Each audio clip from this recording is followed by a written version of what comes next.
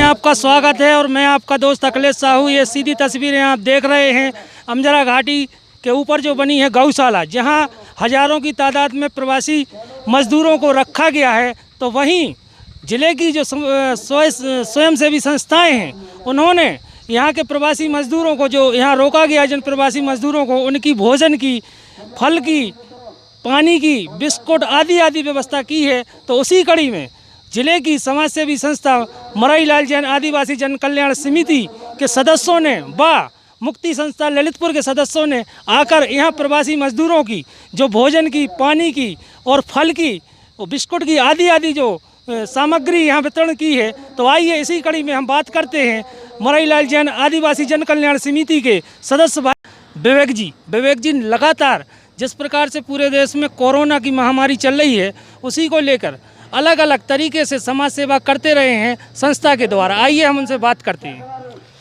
हमारी संस्था मरईलाल जैन आदिवासी जन कल्याण समिति निरंतर पिछले 1.5 माह से गरीब असहाय लोगों की मदद कर रही है।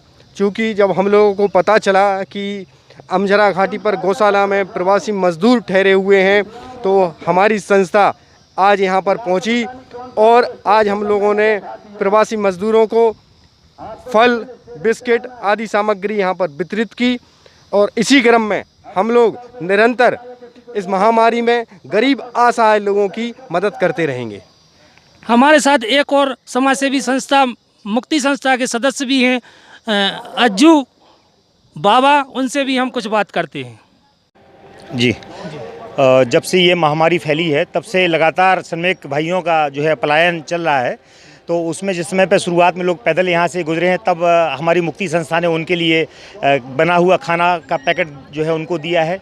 इसके बाद जब प्रशासन की तरफ से ये मनाही हो गई, तो उसके बाद हम लोगों ने फिर जितने लोग वापस अपने अपने घरों में ललितपुर ज़िले में आ चुके थे, उनके पास राशन की समस्या थी, उनके लिए लगातार 2 महीने से हमारी मुक्ति संस्था तमाम ललितपुर के और बाहर के लोगों से सहयोग लेकर के उनके लिए राशन भेंट कर रही थी।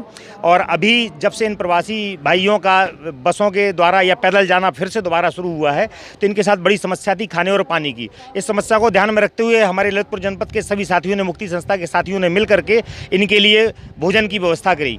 इसमें हम लोग जो है दाल चावल या पूड़ी सब्जी, फल फ्रूट्स, दूध बच्चों के लिए, दवाइयाँ कुछ लोगों के लिए, ये सब हमारी संस्था यहाँ पर कर रही है। लगातार हमारी संस्था यहाँ पर अमजरा घाटी में ये जो यहाँ पर गौशाला बनी है, यहाँ पर हम लोग रोज़ प्रतिदिन आकर के इनको खाद्य सामग्री दे रहे हैं। अमरपुर मंडी में हमारी टीम है, वो एक टीम वहाँ जाकर के वहाँ पर खाद्य सामग्री लगातार दे रही है। इसके अलावा जितने भी बस से लोग गुजर रहे हैं, वहाँ पर भी हम लोग पानी और कुछ फ्रूट्स की व्यवस्था, बिस्किट्स की व्यवस्था हम लोग कर रहे हैं। यहाँ पर जरूर कहना चाहूँगा कि योगी सरकार बहुत प्रयास कर रही है कि प्रवासियों के लिए किसी तरह की समस्या ना हो, लेकिन लोकल स्तर पर ये सहयोग जो होना चाहिए था प्रशासन का, वो शायद जो प्रशासन की मशीनरी है वो सहयोग नहीं कर पा रही है।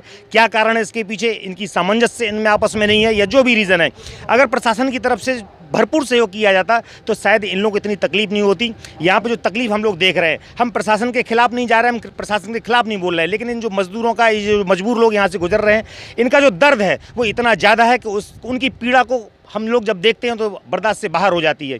अगर इनको समय पर खाना पानी प्रशासन की तरफ से दिया जाए तो शायद इन संस्थाओं को ज़रूरत नहीं थी।